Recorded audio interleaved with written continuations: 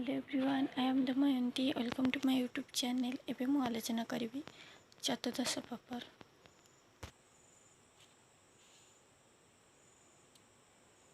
Syllabus.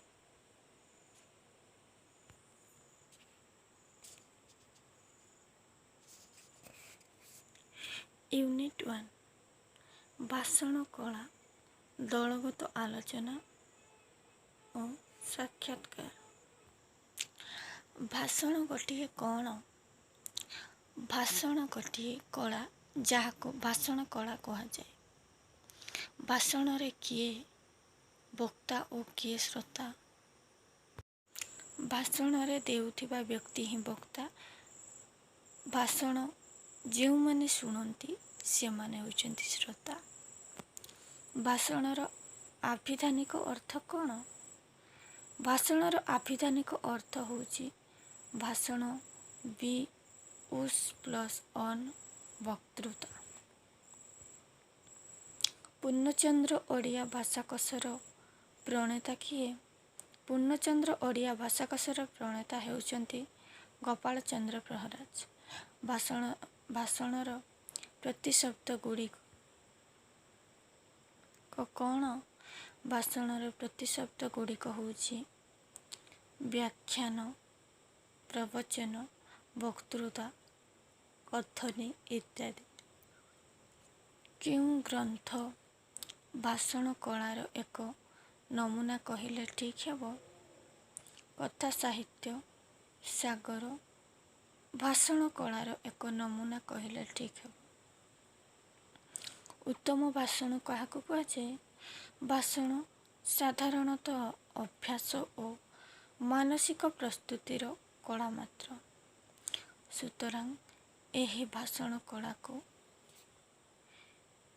व्यवस्थित, मार्जित, संस्कारित कथन कला कहले ठीक है। यह ही उत्तम भाषण।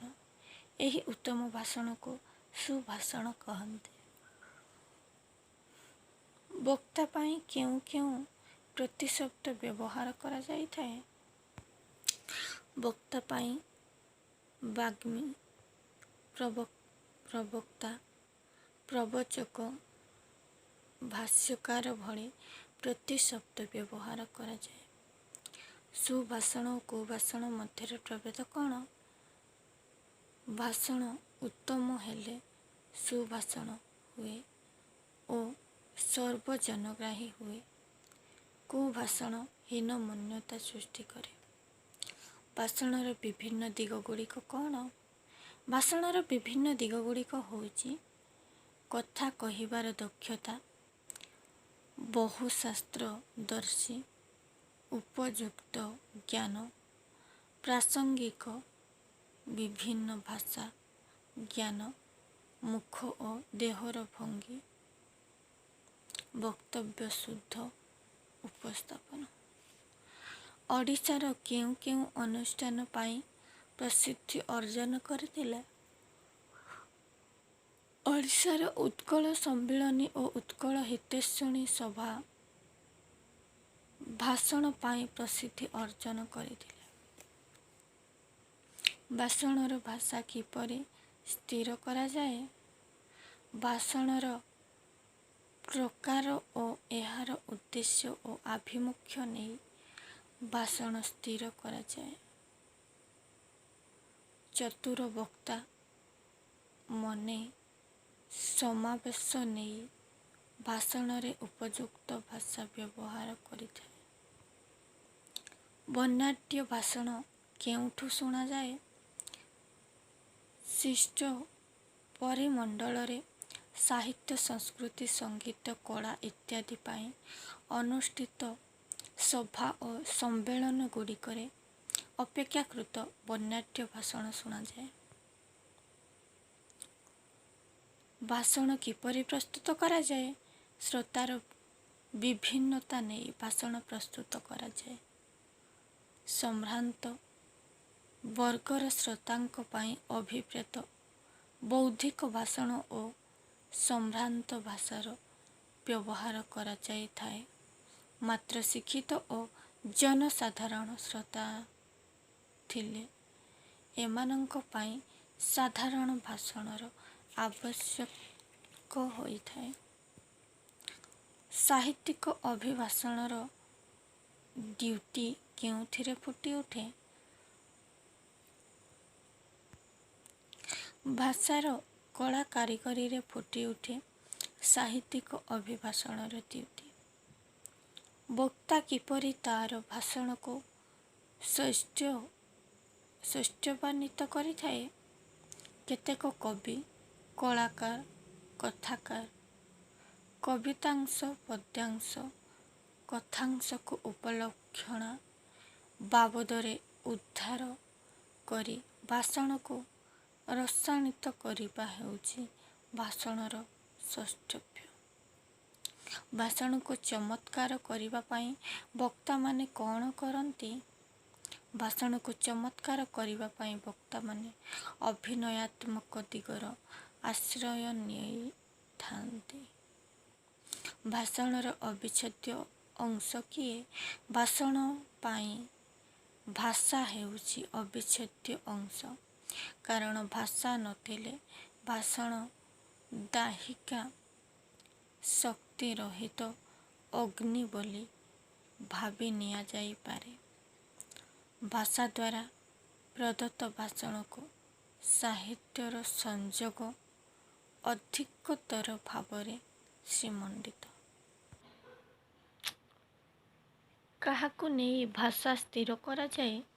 ଭାଷଣର ପ୍ରକାର, ଏହାର ଉଦ୍ଦେଶ୍ୟ ଓ ଆଭିମୁଖ୍ୟକୁ ନେଇ ଭାଷା ସ୍ଥିର କରାଯାଏ। ଭାଷଣକୁ ରସଗ୍ରାହ୍ୟ କରିବାକୁ କ'ଣ କରାଯାଏ? ଭାଷଣକୁ ରସଗ୍ରାହ୍ୟ କରିବାକୁ ହେଲେ ବକ୍ତାର ଉପଯୁକ୍ତ ରସଜ୍ଞାନ ରହିବା ଆବଶ୍ୟକ। ଶୋକ ଭାଷଣରେ କି ପ୍ରକାରର ଗୁଣ ରହିଥାଏ?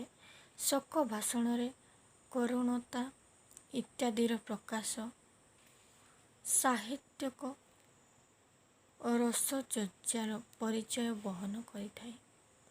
ଦାର୍ଶନିକ ହରେଶ ଭାଷଣ ସମ୍ପର୍କରେ କ'ଣ କହିଛନ୍ତି? ବିଶିଷ୍ଟ ଦାର୍ଶନିକ ହରେଶ ଭାଷଣ ସମ୍ପର୍କରେ ମତ ଦେଇ କହିଛନ୍ତି, ଭାଷଣ ଜାତୀୟତାକୁ ଉଦ୍ଭୁତ କରେ, ଲୋକ ଜୀବନକୁ ପ୍ରଭାବିତ କରିଥାଏ। ଭାଷଣକୁ ଚମତ୍କାର କରିବା ପାଇଁ ଭାଷଣ ସହିତ କ'ଣ ସବୁ ଯୋଡ଼ା ଯାଇଥିଲା? ଭାଷଣକୁ ଚମତ୍କାର କରି ଗଢ଼ି ତୋଳିବା ପାଇଁ ଏହା ସହିତ ସଙ୍ଗୀତ, ନୀତିଶାସ୍ତ୍ର, ହାସ୍ୟ, କୌତୁକ ପ୍ରଭୃତି ଯୋଡ଼ି ଦିଆଯାଇଥିଲା।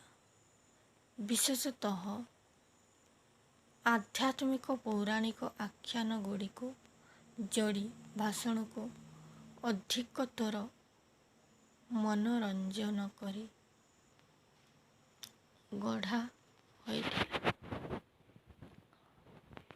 ବିତର୍କ ଭାଷଣ କାହାକୁ କୁହାଯାଏ?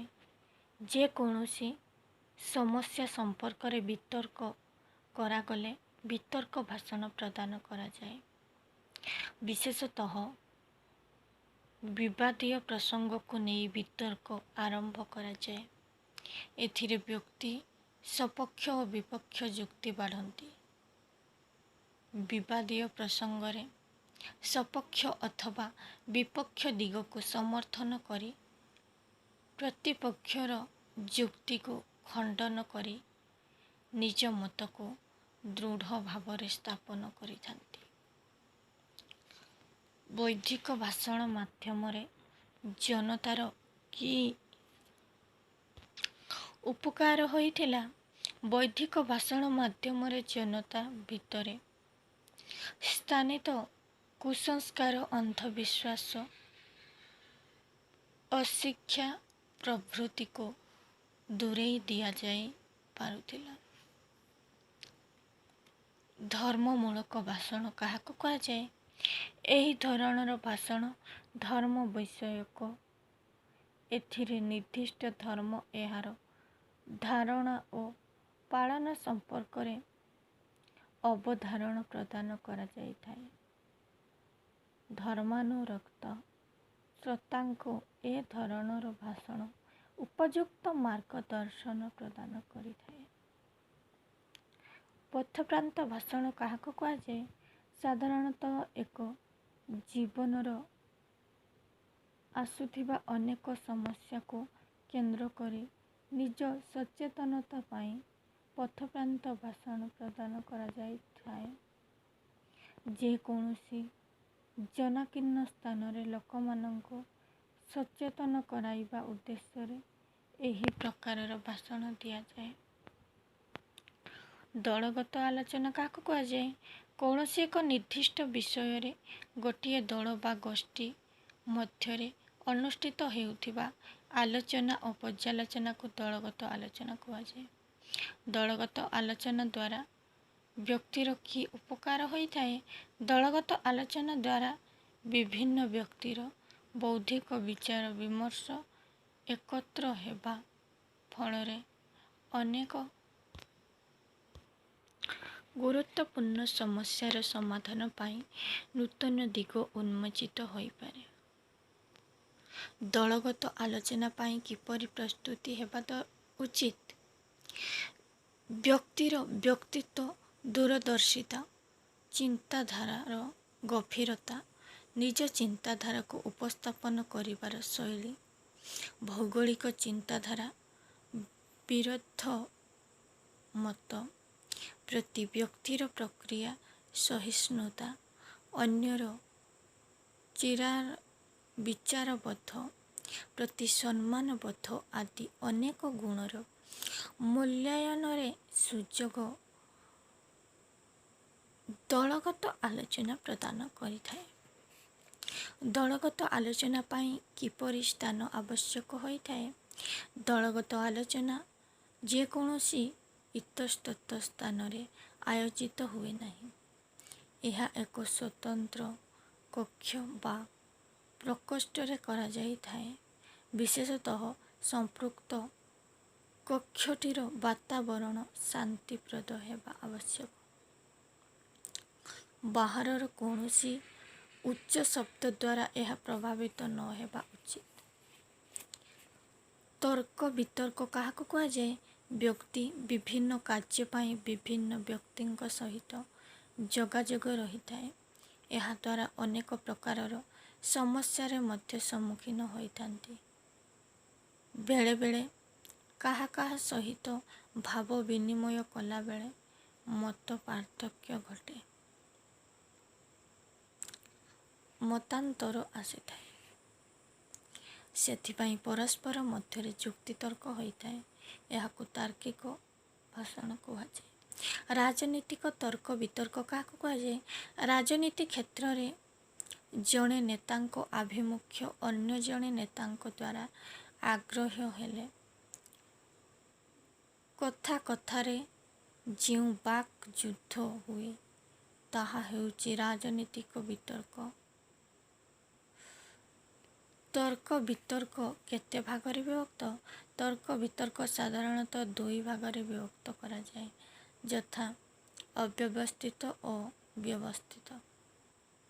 ଅବ୍ୟବସ୍ଥିତ ତର୍କ ବିତର୍କ ହେଉଛି ସାଧାରଣ ଭାବରେ ଅତି ଛୋଟ ଛୋଟ ଘଟଣାକୁ କେନ୍ଦ୍ର କରି ଯେକୌଣସି ସ୍ଥାନ କାଳ ପାତ୍ର ଭେଦରେ ଘଟୁଥିବା କଥା କଟାକଟିକୁ ଅବ୍ୟବସ୍ଥିତ ତର୍କ ବିତର୍କ କୁହାଯାଏ। ବ୍ୟବସ୍ଥିତ ତର୍କ ବିତର୍କ ଯେକୌଣସି ବିଶେଷ ଉଦ୍ଦେଶ୍ୟରେ ଆନୁଷ୍ଠାନିକ ଭାବରେ ଆୟୋଜିତ ତର୍କ ବିତର୍କକୁ ବ୍ୟବସ୍ଥିତ ତର୍କ ବିତର୍କ କୁହାଯାଏ। ସାକ୍ଷାତକାର କାହାକୁ କୁହାଯାଏ? ସାକ୍ଷାତକାର ଏକ ଯୋଗାଯୋଗ। ଏହା ମାଧ୍ୟମରେ ବ୍ୟକ୍ତିବିଶେଷ ବହୁ ବ୍ୟକ୍ତିକୁ ସାକ୍ଷାତ କରେ ଓ ବହୁ ପ୍ରଶ୍ନ ସମ୍ମୁଖୀନ ହୋଇ ସମାଧାନ କରେ। କେଉଁଠି ପ୍ରତ୍ୟକ୍ଷ ଭାବରେ ସାକ୍ଷାତକାର କଲେ ବି ପୁଣି କେଉଁଠି ପରୋକ୍ଷ ଭାବରେ ସାକ୍ଷାତକାର କରେ। ବିଭିନ୍ନ ସମସ୍ୟା ସମାଧାନର ପନ୍ଥା ଏହାଦ୍ୱାରା ସାଧିତ ହୁଏ।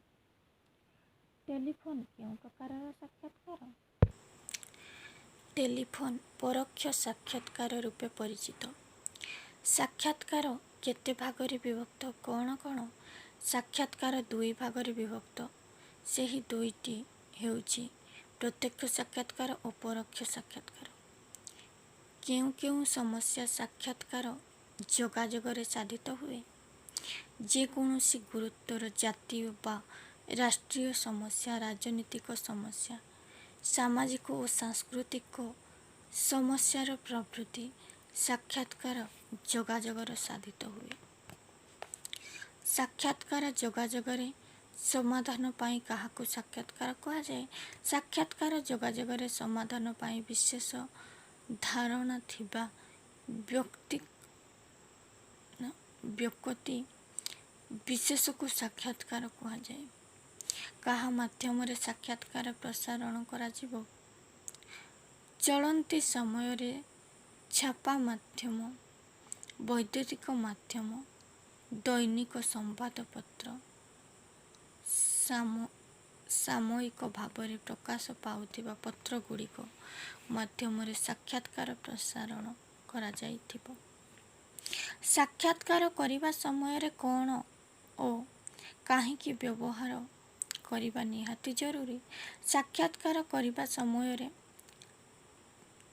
ଟେପ୍ ରେକର୍ଡର ବ୍ୟବହାର କରିବା ନିହାତି ଜରୁରୀ, କାରଣ ଏଥିରେ ବିଶେଷଜ୍ଞଙ୍କ ସାକ୍ଷାତକାର ରେକର୍ଡ ହୋଇ ରହିପାରେ। ସାକ୍ଷାତକାର ଉପାୟଗୁଡ଼ିକ କ'ଣ? ଆଚରଣଗତ ବୈଶିଷ୍ଟ୍ୟ, ନିୟନ୍ତ୍ରିତ ଭାବପ୍ରବଣତା, ସମୟାନୁବର୍ତ୍ତିତା ଶୃଙ୍ଖଳିତ ଭାବଭଙ୍ଗୀ, ସତ୍ୟପ୍ରିୟ ଭାବନା, ନେତୃତ୍ୱ ଓ ଆତ୍ମ-ପ୍ରତ୍ୟୟ ଭାବନା, ବିକ୍ରେତା ତୁଲ୍ୟ ମନୋଭାବ ସାକ୍ଷାତକାର ଉପାୟ ରୂପେ ଗ୍ରହଣ କରାଯାଏ। ସାକ୍ଷାତକାର ଆଧାରଗୁଡ଼ିକ କ'ଣ? ସାକ୍ଷାତକାର ଆଧାରଗୁଡ଼ିକ ହେଉଛି ଶରୀର ସ୍ୱାଭାବିକ ଗଠନ ସମ୍ପର୍କୀୟ ଆଧାର, ବ୍ୟୁତ୍ପତ୍ତି ସମ୍ବନ୍ଧୀୟ ଆଧାର, ସାଧାରଣ ବୋଧଶକ୍ତି ସମ୍ବନ୍ଧୀୟ ଆଧାର, ପ୍ରବୃତ୍ତି ଓ ପାରଦର୍ଶିତା ସମ୍ବନ୍ଧୀୟ ଆଧାର, ରୁଚି ସମ୍ବନ୍ଧୀୟ ଆଧାର, ସ୍ୱାଭାବିକ ସମ୍ବନ୍ଧୀୟ ଆଧାର, ପରିସ୍ଥିତି ସମ୍ବନ୍ଧୀୟ ଆଧାର। ସାକ୍ଷାତକାର କେତେ ଭାଗରେ ବିଭକ୍ତ? କ'ଣ କ'ଣ? ସାକ୍ଷାତକାରଗୁଡ଼ିକ ହେଲା 10 ଭାଗରେ। ସାରସ୍ୱତ, ବିଶେଷ, ବୃତ୍ତିମୂଳକ, ସୌଜନ୍ୟମୂଳକ, ଜରୁରୀ, ବିଶେଷଜ୍ଞ ସହିତ, ସୃଜନାତ୍ମକ, ଆନୁମାନିକ, ଆଚରଣଧର୍ମୀ, ସଂରଚନାଧର୍ମୀ। ସାକ୍ଷାତକାରର ପ୍ରଶ୍ନ ନିମନ୍ତେ କେତେ ପ୍ରକାରର ପଦ୍ଧତି ରହିଛି? ସାକ୍ଷାତକାର ପ୍ରଶ୍ନ ନିମନ୍ତେ 4 ପ୍ରକାରର ପଦ୍ଧତି: ପ୍ରଧାନ ବା ମୁଖ୍ୟ ପ୍ରଶ୍ନ, ଉନ୍ମୁକ୍ତ ବା ବିସ୍ତାରିତ ପ୍ରଶ୍ନ, ଅବଧାରଣା ପ୍ରଶ୍ନ, ପ୍ରାସଙ୍ଗିକ ଓ ନିର୍ଦ୍ଦିଷ୍ଟ ଜ୍ଞାନବୋଧ ପ୍ରଶ୍ନ। ବୃତ୍ତିମୂଳକ ସାକ୍ଷାତକାର କ'ଣ? ବିଭିନ୍ନ ବୃତ୍ତି ଅବଲମ୍ବନ କରିବା ପୂର୍ବରୁ ଅନେକ କ୍ଷେତ୍ରରେ ସାକ୍ଷାତକାର ଦେବାକୁ ପଡ଼େ। ଏହି ଧରଣର ସାକ୍ଷାତକାର ହେଉଛି ବୃତ୍ତିଭିତ୍ତିକ ସାକ୍ଷାତକାର। ସଂରଚନାତ୍ମକ ସାକ୍ଷାତକାର କାହାକୁ କୁହାଯାଏ? ସଂରଚନାତ୍ମକ ସାକ୍ଷାତକାର ସମସ୍ତ ପ୍ରତିଯୋଗିତାକୁ ଏକ ପ୍ରକାରର ପ୍ରଶ୍ନ କରାଯାଏ। ସୌଜନ୍ୟମୂଳକ ସାକ୍ଷାତକାର ସାମାଜିକ ଜୀବନରେ ଅନେକ ସମୟରେ ସୌଜନ୍ୟମୂଳକ ସାକ୍ଷାତକାର ଆବଶ୍ୟକ ରହିଥାଏ ବା ରହିଛି। କୌଣସି କର୍ମକ୍ଷେତ୍ରରେ ପଦସ୍ଥ କର୍ମଚାରୀ ନୂତନ ଭାବରେ ଯୋଗ ଦେଲେ ତାକୁ ସୌଜନ୍ୟମୂଳକ ସାକ୍ଷାତକାର ବୋଲି ଅଭିନନ୍ଦନ, ଶୁଭେଚ୍ଛା ପ୍ରଭୃତି ଜ୍ଞାପନ କରାଯାଏ। ସମାପ୍ତ। ଆଜିର ଆଲୋଚନା ଏତିକିରେ ସମାପ୍ତ କରୁଛି। ପରବର୍ତ୍ତୀ ଭିଡ଼ିଓରେ ୟୁନିଟ୍ 2 ଆଲୋଚନା କରିବି। ନମସ୍କାର।